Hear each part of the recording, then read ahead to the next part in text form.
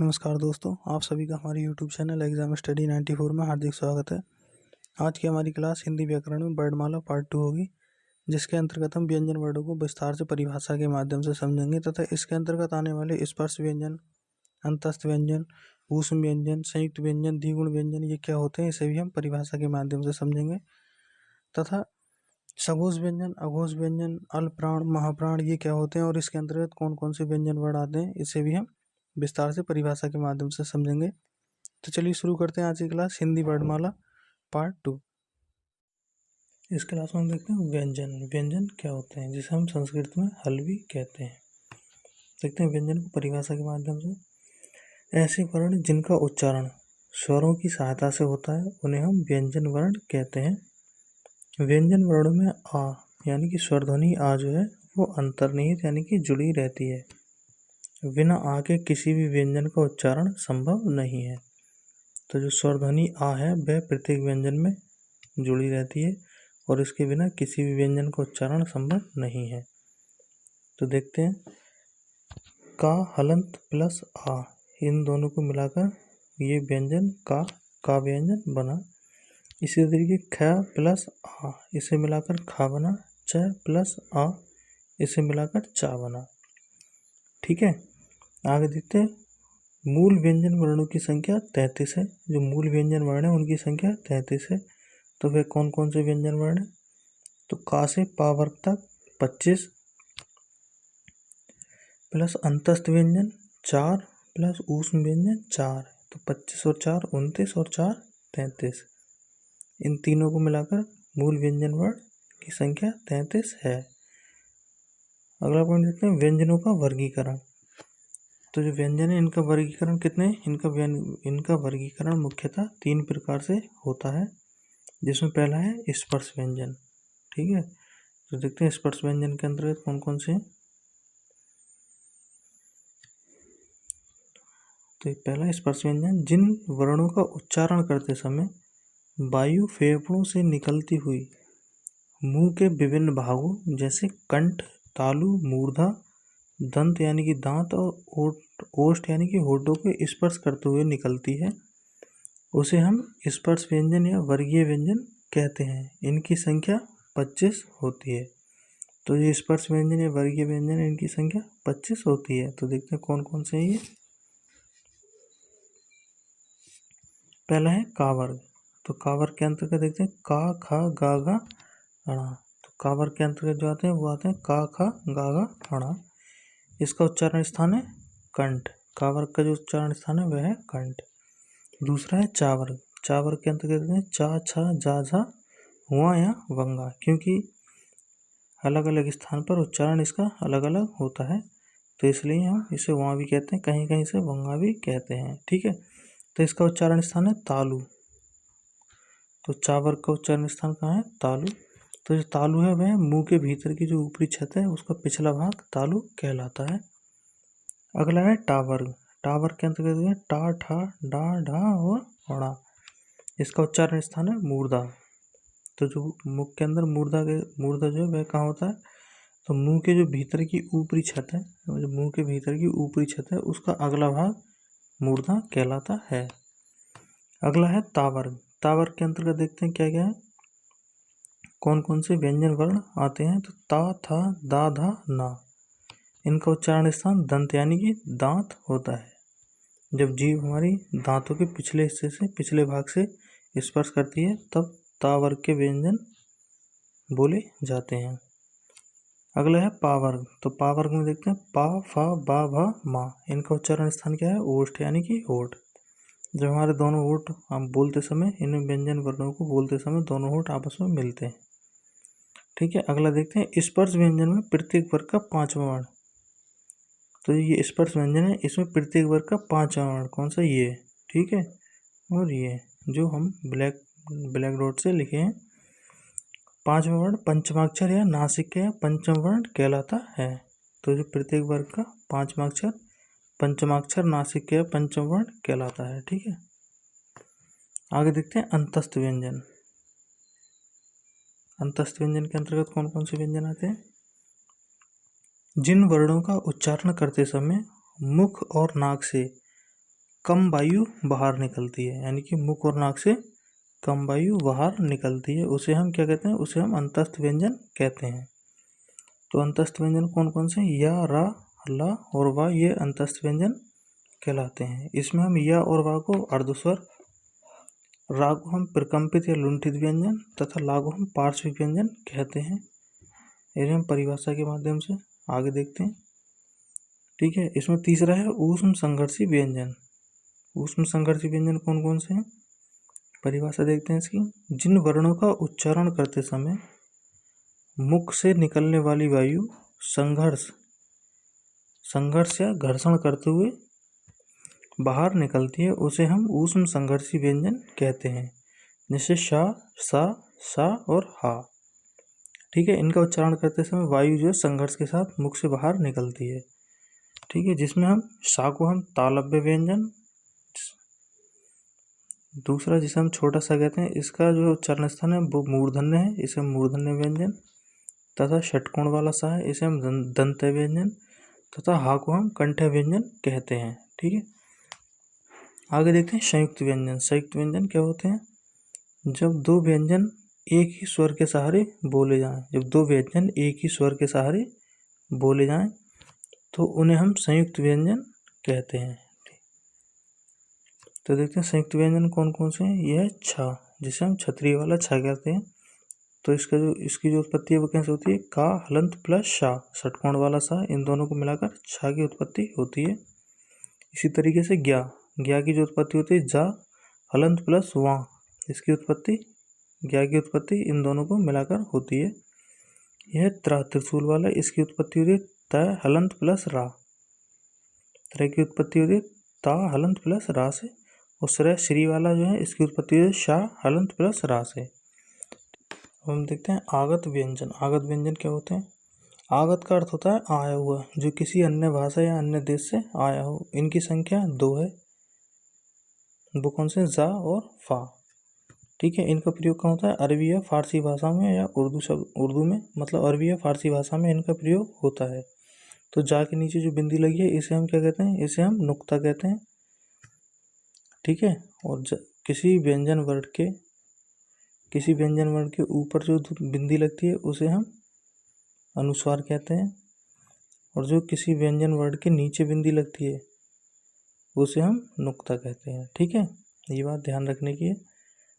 जैसे ये जो है व्यंजन वर्ण के ऊपर लगी तो इसे हम अनुस्वार कहेंगे, और ये बिंदी जो है व्यंजन वर्ण के नीचे लगी है इसे हम नुक्ता कहेंगे। इसका प्रयोग हिंदी भाषा में होता है, जबकि इसका प्रयोग जो होता है इसका उर्दू या फारसी भाषा में इसका प्रयोग होता है। उर्दू या फारसी के शब्द लिखने में इनका प्रयोग नुक्ते वाले शब्दों का प्रयोग होता है। आगे देखते हैं द्विगुण व्यंजन। द्विगुण व्यंजन कौन से होते हैं?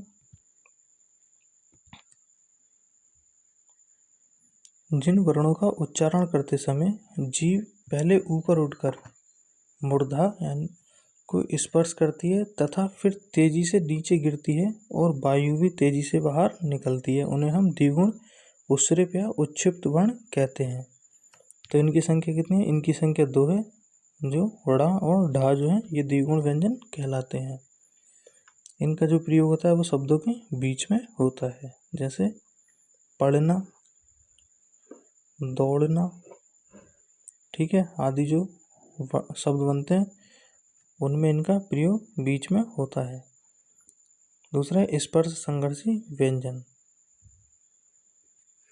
तो जिन व्यंजनों के उच्चारण में स्पर्श का समय अधिक होता है, तो जिन व्यंजनों के उच्चारण में स्पर्श का समय जो है वो अधिक होता है तथा बाद वाला भाग संघर्षी हो जाता है, उसे हम स्पर्श संघर्षी व्यंजन कहते हैं, जैसे चा, छा, जा, झा आदि।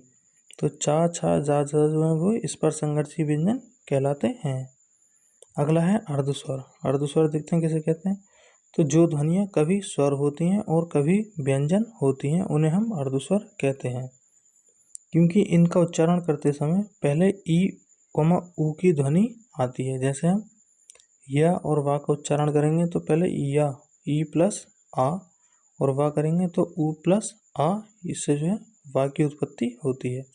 तो या और वा के जो मिल या और वा जो है ई प्लस आ और ऊ प्लस आ से मिलकर बने हैं, यानी कि स्वरों से मिलकर बने हैं, इसीलिए इन्हें हम अर्धस्वर कहते हैं। ठीक है, अगला है पार्श्विक व्यंजन। तो देखते हैं पार्श्विक व्यंजन क्या है।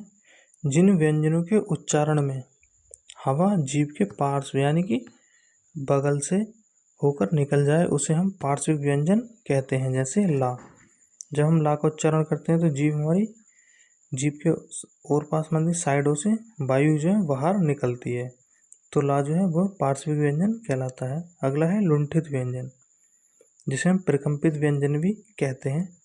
तो देखते हैं जिन व्यंजन वर्णों का उच्चारण करते समय जीभ मुख के मध्य तेजी से लड़खड़ा या प्रकंपित हो।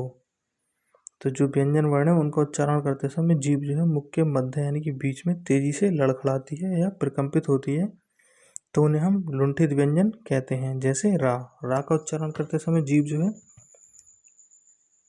मतलब मुख के अंदर मध्य में लड़खड़ाती है, प्रकंपित होने लगती है, इसीलिए हम रा को लुंठित व्यंजन कहते हैं। अगला है स्वर यंत्रमुखी या काकल्य वर्ण। तो देखते हैं कौन सा है। जिन व्यंजन वर्ण का उच्चारण करते समय जिन व्यंजन वर्ण का उच्चारण प्रमुख रूप से कंठ द्वार से होता है उसे हम स्वर यंत्रमुखी या काकल्य वर्ण कहते हैं। तो वह कौन सा वर्ण है। हा जो है वो स्वर यंत्रमुखी या काकल्य वर्ण कहलाता है। अगला है वर्तस्य व्यंजन। ठीक है, तो वर्तस्य व्यंजन कौन सा है, कौन कौन से हैं।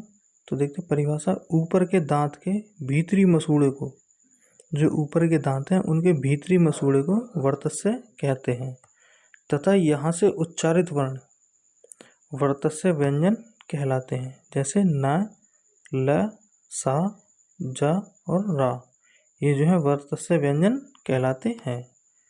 ठीक है, आगे देखते हैं।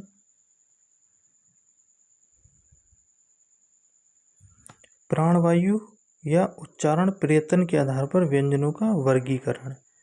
तो ये जो है प्राणवायु उच्चारण प्रयत्न के आधार पर व्यंजन जो है वो कितने दो प्रकार के होते हैं, जिसमें पहला है अल्पप्राण और दूसरा है महाप्राण। तो इसमें पहला जो है अल्पप्राण देखते हैं। जिन व्यंजन वर्णों के उच्चारण में प्राणवायु अल्प मात्रा में निकलती है, जिन व्यंजन वर्णों के उच्चारण में प्राणवायु जो है वो अल्प मात्रा यानी कम मात्रा में निकलती है, उन्हें हम क्या कहते हैं, अल्पप्राण कहते हैं। उन्हें हम अल्पप्राण कहते हैं। देखो अल्पप्राण के अंतर्गत कौन कौन से व्यंजन वर्ण आते हैं ये बहुत ध्यान से देखते हैं, पढ़ते हैं, क्योंकि ये जो जब एग्जाम में आते हैं तो इनमें बहुत ज़्यादा कन्फ्यूजन रहता है और प्रश्न जो है गलत हो जाता है। तो देखते हैं इसमें कौन कौन से व्यंजन वर्ण आते हैं। इसमें पहला, प्रत्येक वर्ग का पहला, तीसरा और पांचवा वर्ण प्लस अंतस्थ व्यंजन प्लस सभी स्वर जो है वह अल्पप्राण के अंतर्गत आते हैं। दूसरा है महाप्राण। ठीक है, तो महाप्राण की परिभाषा देखते हैं। जिन व्यंजन वर्णों के उच्चारण में श्वास वायु अधिक मात्रा में मुख से बाहर निकलती है उसे हम महाप्राण कहते हैं। इसके अंतर्गत जो है प्रत्येक वर्ग का दूसरा और चौथा वर्ण आता है प्लस ऊष्म व्यंजन महाप्राण के अंतर्गत आते हैं। ठीक है, ये टेबल है, इसमें हम देखेंगे अल्पप्राण के अंतर्गत कौन से व्यंजन वर्ण है तथा महाप्राण के अंतर्गत कौन कौन से व्यंजन वर्ण आते हैं। आगे देखते हैं घोषात्व तंत्री में कंपन के आधार पर व्यंजनों का वर्गीकरण। तो जो घोषात्व तंत्री है उसमें कंपन के आधार पर व्यंजनों का वर्गीकरण दो प्रकार से होता है, जिसमें पहला है अघोष व्यंजन और दूसरा है सघोष या घोष व्यंजन। तो इसमें पहला देखते हैं हम अघोष व्यंजन। तो अघोष व्यंजन क्या है। जिन व्यंजन वर्णों के उच्चारण में हमारी स्वर तंत्रियों में कंपन नहीं होता है। ठीक है, जिन व्यंजन वर्णों के उच्चारण में हमारी स्वर तंत्रियों में कंपन नहीं होता है उसे हम अघोष व्यंजन कहते हैं।